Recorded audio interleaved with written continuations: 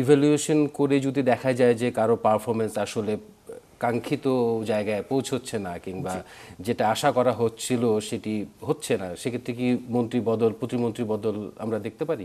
নিশ্চয়ই দেখতে পারি। একটা কথা মনে রাখতে হবে, আমি একটু আবার বারবার শেখ হাসিনার কথা আসছে, ওই সময় আমরা দেখতাম কখনো কোনো মন্ত্রী বা এই ধরনের পজিশনে মানুষকে অলমোস্ট চেঞ্জ করা হতো না।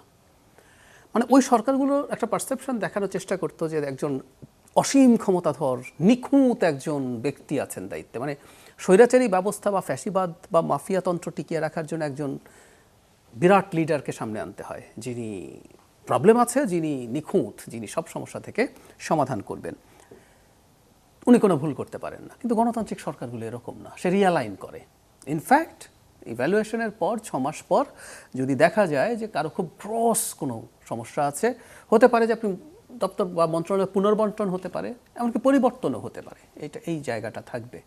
এই ধরনের একটা বার্তা আসলে মন্ত্রিপরিষদে দেয়া আছে। কারণ আমিও মনে করি যে সরকারটা জনগণের ভোটে নির্বাচিত হয়েছে এবং জনগণের ভোটে আবারও নির্বাচিত হতে চায়, সে দায়িত্ব পেতে চায় ভোটের মাধ্যমে, তো দিনের শেষে তো আপনি মানুষকে সার্ভ করতে হবে। যিনি সার্ভ করতে পারছেন না, আবারও বলছি, আপনি যদি স্বৈরাচারী সরকার হন তাহলে আপনার তো জনগণের কাছে যেতে হয় না। সো কে কী পারফর্ম করলো সেটা ম্যাটার করে না, তার সাথে আমার কোনো রকম কী ডিল আছে না আছে সেটার উপর সব কিছু ডিপেন্ড করে।